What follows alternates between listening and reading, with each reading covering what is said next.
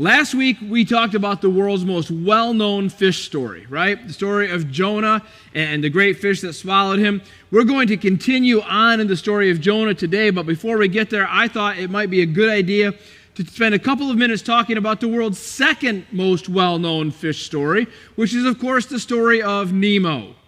Right? We all know the story of Nemo. Maybe we don't all know it. Nemo is, of course, a Disney movie, Finding Nemo. That's actually not about Nemo at all, right? It's about his father, Marlin. But I want to talk to you about the story of Finding Nemo just for a second, because I think if we understand like how the plot line works in that story, it can actually be really helpful for us understanding Jonah and then also ourselves, all right? So real quick, here's how the story of Nemo works. And by the way, I don't want to burst anybody's bubble, but every single Disney movie ever made does the exact same plot. I don't know if you knew that, but you're going to discover that in just a second, all right? Because they all begin in the life of our hero, every day is just the same, right? So Nemo and Marlin, every day they just swim around doing stuff. Every day is just the same. Remember in Beauty and the Beast how it starts? Belle goes walking into the village every day, exactly the same. You name the movie, right? Toy Story, every day Andy plays with his toys. All of them, every day, everything is just the same. But you get this sense that there's something that's just not quite right. Like in the story of Finding Nemo, we discover really quickly that maybe Marlin is a little bit of an overprotective father, right? He's always saying, Nemo, you think you can do these things and you can't, right? So and maybe that's the problem, but every day is exactly the same until something unexpected happens and changes everything. Right? So Nemo swims too close to the boat. By the way, if you haven't seen it, I am totally spoiling the whole thing for you this morning. So I apologize. Nemo swims too close to the boat. He gets caught and everything changes. Now, can you, by the way, at this point, see the similarities with Jonah? So maybe you didn't know this about Jonah. Jonah actually appears in the Bible before his book. Earlier on in the Bible, it's talking about the northern kingdom of Israel, and things are really good. There's a lot of prosperity. Everything's going well. And the Bible actually says that things were going well in the northern kingdom of Israel, just as had been prophesied by the prophet Jonah, son of Amittai. That's the same guy that we've been talking about the last 2 weeks. So Jonah was actually a good prophet. He wasn't this doom and gloom guy. He was, hey, things are going to be good. Everybody's like, yay, we like that kind of prophet. We don't like the other kind. So that's Jonah's everyday life, is he's going around making people happy because he's giving them these great prophecies, and then something unexpected happens that changes everything. God comes to him and says, okay, Jonah, time to stop being Mr. Nice Guy and time to start being Mr. Doom and Gloom. I'm sending you to Nineveh. And that changes everything. And that takes us to the third point in the plot, is that our hero embarks on a quest and a mess ensues. Right? And this is most of the story of Finding Nemo, is Marlin's quest to find Nemo. And of course, as he's doing that, there's mess after mess after mess. And honestly, this is what always makes a good story. The reason we like stories is because our hero gets in and out of messes. And we like to see, okay, this looks like it's really bad, but they get out of the mess. And it looks like it's even worse. They get out of the mess. And that's what happens in Finding Nemo. That's what happens with Jonah, right? Mess after mess after mess. And we just keep watching as our hero has to go through all of these messes until we get to the end. And at the end of Finding Nemo, like every other Disney movie, everybody lives happily ever after, because our hero emerges from the mess a better version of themselves. Right now, Marlin's a better father, Nemo's a better son, everybody's happy, right? Because that's how it ends. Now, interestingly, in Jonah, it doesn't actually end that way. Right? We saw that last week. Remember, it doesn't end with Jonah actually becoming a better version of himself. It actually ends with God saying, I like cows. And if you were here last week, you know that's true. If you weren't here, you probably go back and watch the video. That's how the book of Jonah ends. But what I want us to look at today is I want us to look at Jonah chapter 2. Because Jonah chapter 2 is all about what Jonah does when he finds himself in the middle of a mess. Another way to say that is in the middle of a fish. He's been swallowed by a fish. This is a big mess. And I want us to see what Jonah does in the middle of a mess, because All of us find ourselves in messes sometimes. In fact, I know that this morning, some of you are at a place in life where you would say, I'm in a mess. Might be a relational mess, might be a mess at work, might be a mess at school, might be a financial mess, might be a health mess, I don't know. Some of the messes are really big, some of them are not so big, but some of you today are dealing with a mess. And those of you who aren't, you will be soon. Because that's how life works, isn't it? We get into messes, we get out of messes. We get into messes, we get out of messes. And so what I want us to learn today from Jonah chapter 2 is, what do we do while we're in the mess? Because one of the things we're going to discover is that Jonah wasn't even able to get himself out of the mess. God had to get him out of the mess. Jonah just had to wait. So what do we do while we wait for God to get us out of the mess? And here's the first thing. When we find ourselves in a mess, the first thing we need to do is be honest about where we are and how we got there. All right? I don't know about you. I probably do know about you, because this is human nature.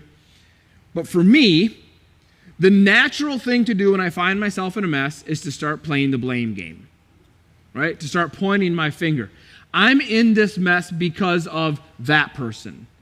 Right? I'm in this mess because of those people over there. This is my spouse's fault. This is my children's fault. This is my parents' fault. This is my boss's fault. This is my employee's fault. This is my coworker's fault. This is my teacher's fault. This is my student's fault. This is my neighbor's fault. This is the HOA's fault. This is the government's fault. We can go on down the list. There are a million places we can place the blame. And when we find ourselves in a mess, we love to point the blame at others. You know who's really good at this? Politicians. Right? You can listen to every single political speech ever given over the last 15 years, and they're all exactly the same. The politician gets up and he says, we're in a mess, and it's my opponent's fault. That's all they ever say. And you know what? They just keep saying it and saying it and saying it, and they never solve it. You know why? Because as long as you're stuck passing the blame, you're not going to solve anything. Playing the blame game never moves you along. Now, there's two directions we can go with the blame game. Well, one of the directions is to say, everybody else is always at fault and it's never me. That's one end of the spectrum, right?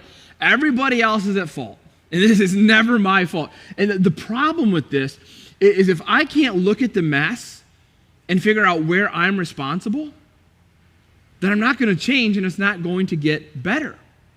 If I always blame everybody else for the messes I get into, I will keep getting into the same messes over and over and over again. So if you keep finding yourself in the same mess over and over and over again, maybe it's time to say, am I blaming everybody else?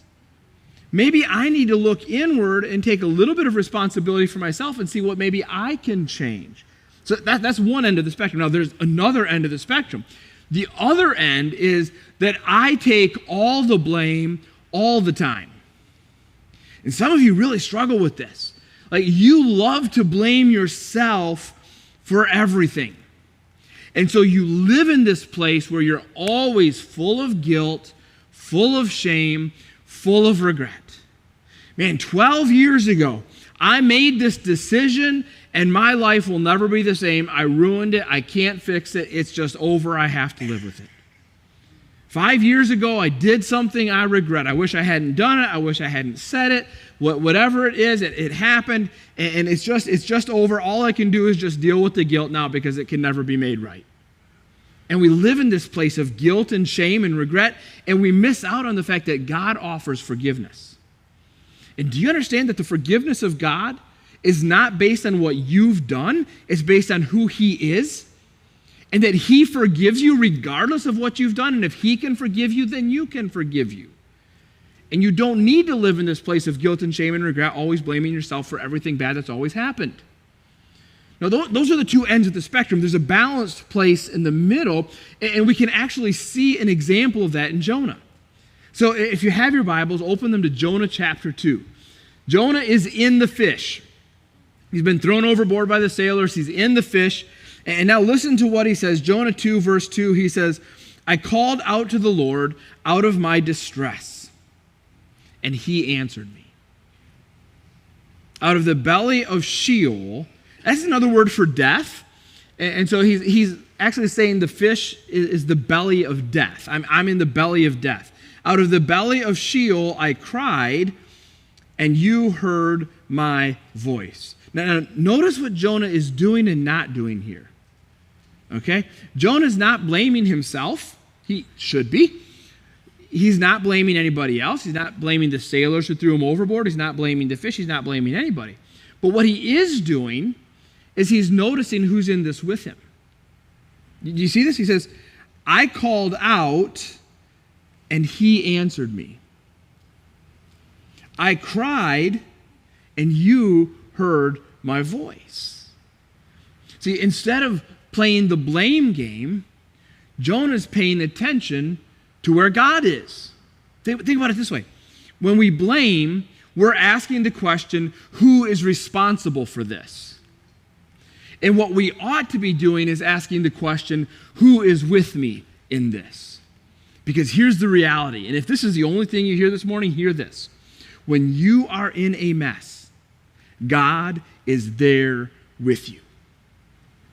And it doesn't matter how big or how bad it is, God is there with you. There is nowhere that you can go, no matter how far away, no matter how deep, no matter how bad, there is nowhere you can go that God is not there.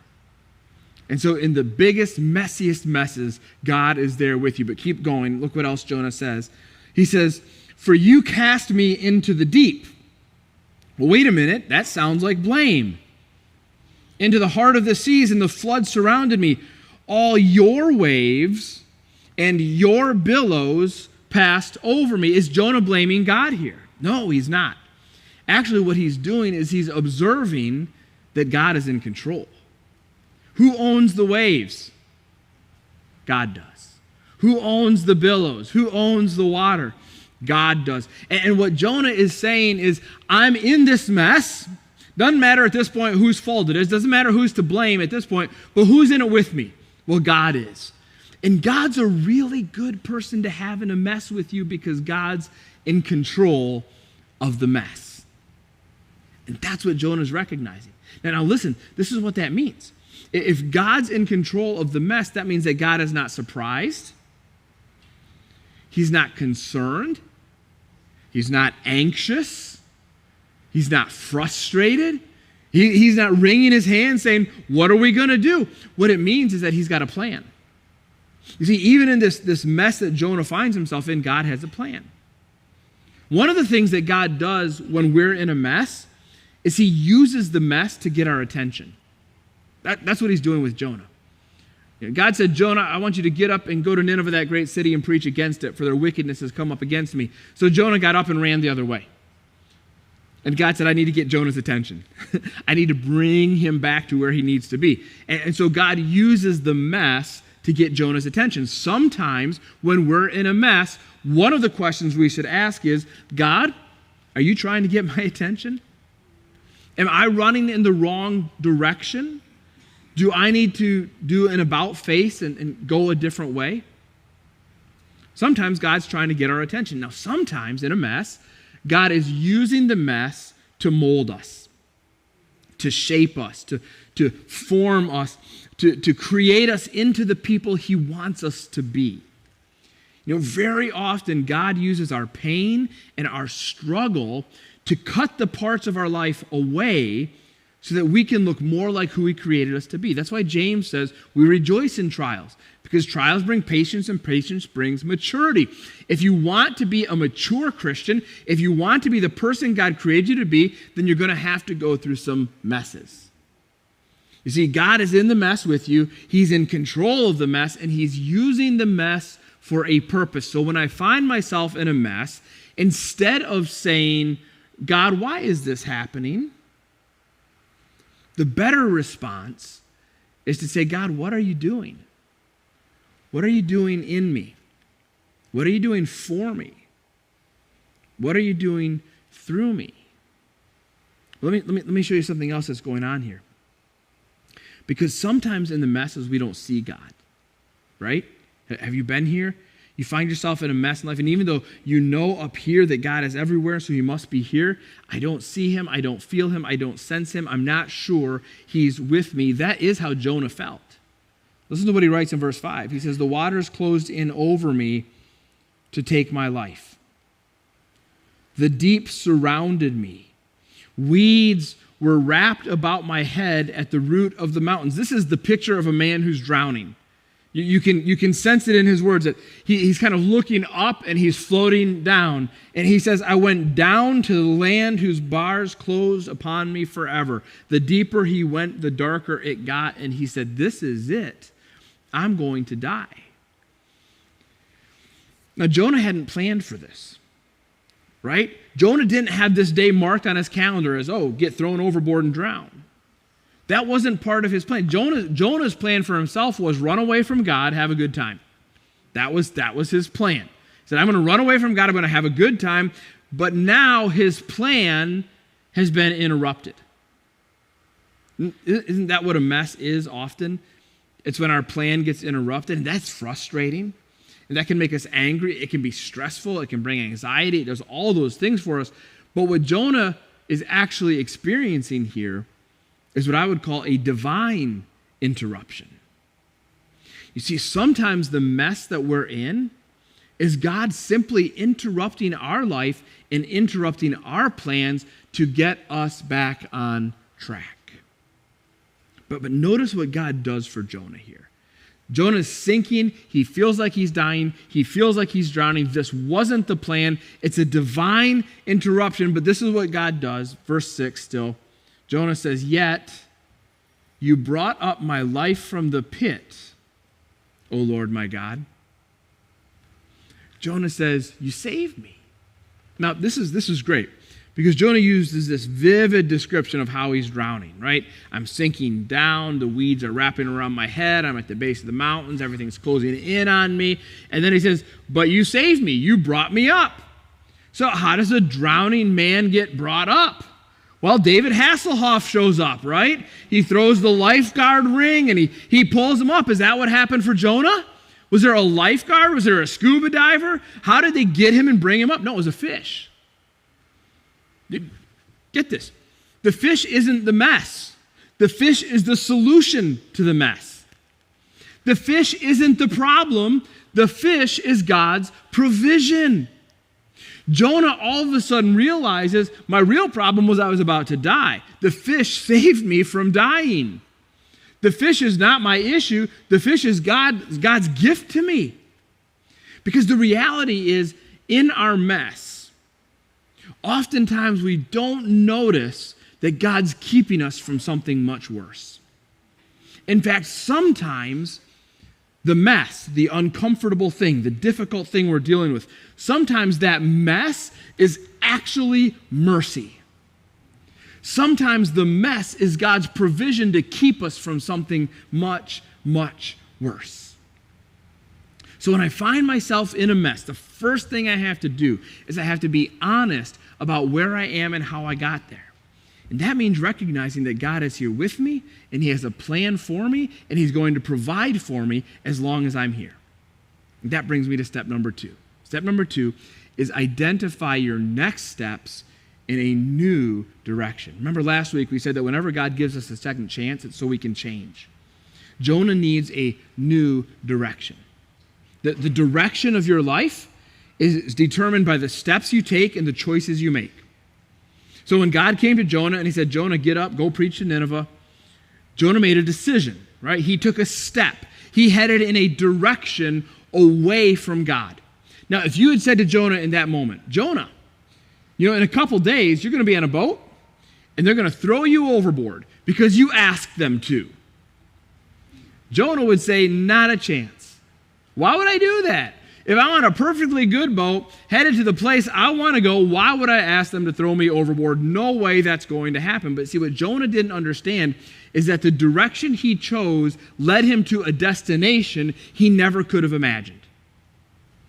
And when we choose a direction away from God, when we take steps and make choices that lead us away from God, oftentimes that leads us to a destination we could never imagine. And so now God uses a mess to get Jonah's attention, and now Jonah in the mess says, okay, now my next steps have to be in the right direction. So look what he does. This is verse 9. First 8 verses of the chapter are Jonah describing the mess and how God got him out of the mess. And now this is Jonah's response to that. Verse 9, but I, with the voice of thanksgiving, will sacrifice to you. Now, notice 3 things here. First of all, Jonah has a new perspective. His new perspective is that I need to change. His perspective before was, I can do whatever I want. His perspective now, I need to change. I wasn't right before. So Jonah says, I will do what? With thanksgiving. Jonah has a new attitude.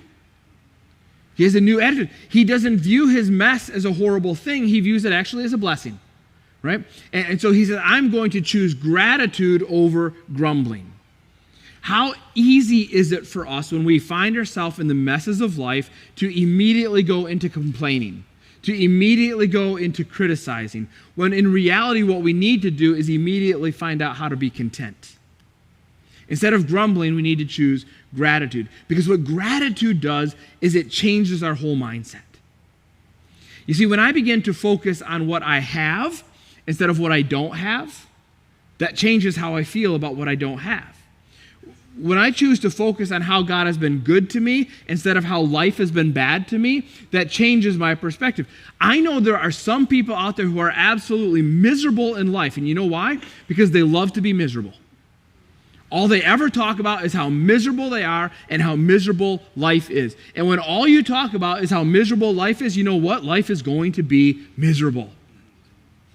But the happiest people I know, the most content people I know, are the people whose lives are full of gratitude because all they choose to see is the good. They see how God has provided. They see how God has protected. They're focused on God's promises. And because they choose an attitude of gratitude, they're no longer miserable. They're content, they're happy, and they're full of joy. This is where Jonah has come. He says, you know what? I need to go in a new direction, and my first steps are to change my perspective and to change my attitude. And then he says, and I need to change my priorities. He says, with a voice of thanksgiving, I will sacrifice to you. A sacrifice is anytime we give up one thing for something else.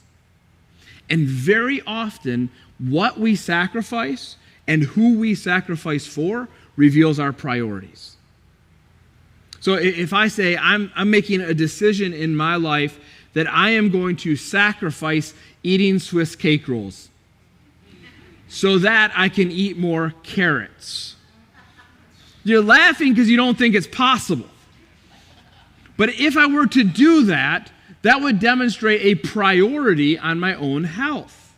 That's a good thing, right? I'm choosing to make sacrifices because I want to prioritize my health. Now, the flip side of that is sometimes our sacrifices reflect bad priorities, right? There was a movie that came out several years ago called Click. It's an Adam Sandler movie. He gets this magic remote control, and it allows him to fast forward in life anytime he wants to. And he finds himself in a place in his career where he's got a lot he needs to get done, and being at home really kind of detracts him from that. So he starts fast forwarding all of his time at home so that he can get his work done. And it works.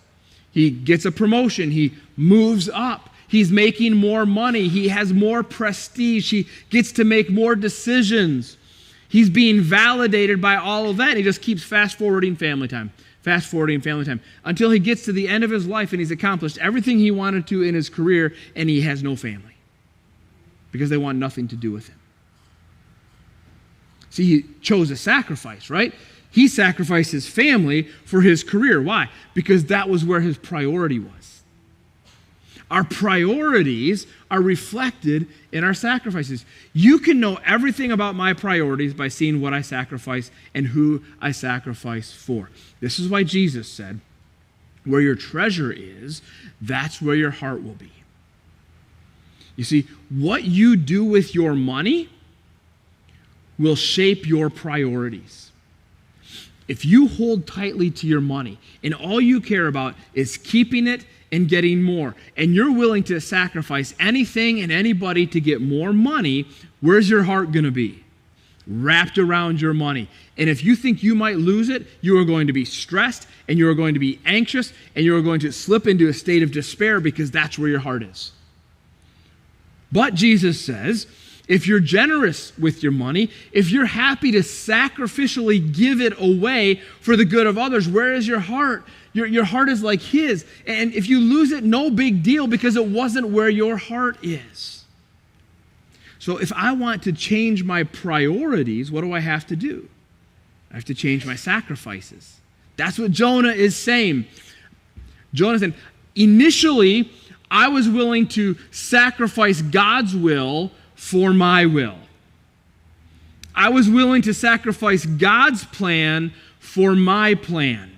I knew what God wanted me to do, but I was willing to give that up so I could do what I wanted to do. And now that's going to flip. And now Jonah says, I'm going to sacrifice my will for God's will. I'm going to sacrifice my plan for God's plan. I'm going to let go of what I want to do so that I can do what he wants me to do. Jonah has changed his priorities. So when you find yourself in a mess, begin by being honest about it, right? Why am I here? Well, I don't know, but I know God's with me.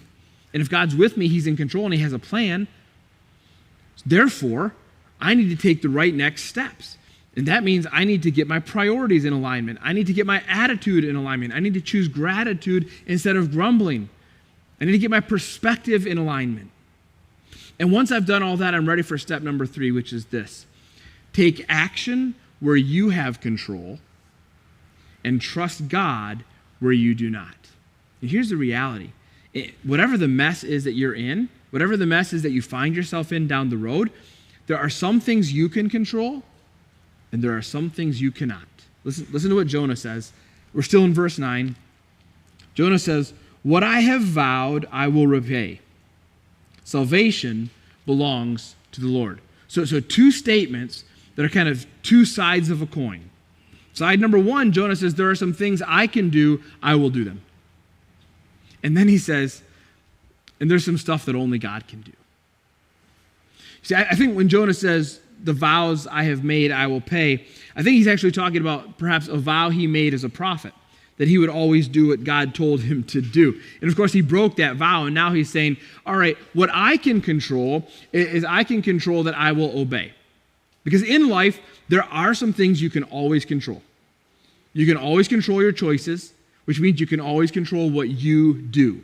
You can always control what you say. You can always control how you respond. You can always control how you treat others. And no matter how big or bad the mess is, you can always control all of those things. And there are some things you can't control. Jonah could not get himself out of the fish. He was stuck.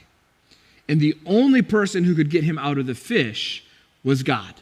And that's why Jonah says, I will do what I can do, but salvation, that belongs to the Lord. So only God can save me from this fish. Now understand, this is an incredibly freeing principle. I don't have to save myself. I don't have to get myself out of this mess. I don't have to fix everything about this mess. I simply need to do what I can do. And I can trust God to do everything else. You see, what this means is that if I can trust God, if salvation belongs to the Lord, that means that I can trust him to bring me through this mess, and I can trust him to bring me out of this mess when the time is right. And if salvation belongs to the Lord, that means that I can trust him that while I'm in this mess, he's going to be shaping me and forming me and molding me to make me into that better version of myself, that spiritually mature me that he wants me to be. And if salvation belongs to the Lord, that means I can trust him that while I'm in this mess, he will provide everything I need. I might not think I need to be swallowed by a fish, but that might be what God provides for me. He will always provide everything I need, especially in the middle of the mess. And if salvation belongs to the Lord, that means I can trust him that at the end of my life, he has a mess-free eternity waiting for me. And this is a great place for me to just simply offer you an invitation. Let me invite you to invite Jesus into your mess, because he's the only one that can save you from it. You're not trustworthy enough to fix your mess. The people around you are not trustworthy enough to fix your mess. Only Jesus can fix your mess, because salvation belongs to the Lord. And here's the beautiful thing: you can trust him. And the reason you know you can trust him is because he's proven himself trustworthy to you. See, that's kind of Jonah's story here in chapter 2. He begins by saying, I called out and he heard me. I cried out and he listened to me. And when I was sinking and when I was drowning and when all seemed lost, he rescued me. He has proven himself faithful, so I can trust him. And I can say, I'll do what I can control, but I will trust him that salvation belongs to the Lord. So if I want to build my trust, I do it the same way Jonah did, by remembering what God has done for me. By looking back on my life and saying, where are those times when God has come through?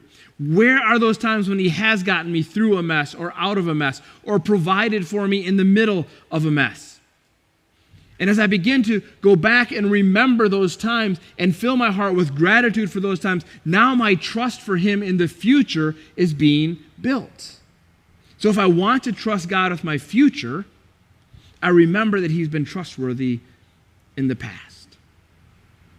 And that is exactly why we celebrate communion. Because communion is a time for us to remember God's faithfulness in the past so that we can trust his faithfulness in the future. You see, the whole meaning of communion is simply this: Jesus became a mess so he could clean up our mess. This is what the Bible says. He who knew no sin became sin for us, that we might become the righteousness of God in him. You see, Jesus allowed his body to be broken. He allowed his blood to be shed. He allowed himself to be overcome by the messiness of our world so that he could extend to us a clean life. And when I'm willing to take my messy life and give it to him, in exchange, he gives me a perfectly clean life. The Bible says that my account is wiped clean, whiter than snow. The Bible says that he takes my sins and he casts them into the depths of the deepest sea. He cleans my mess so that now God can look at me and say, you are my son, you are my daughter, you are mine.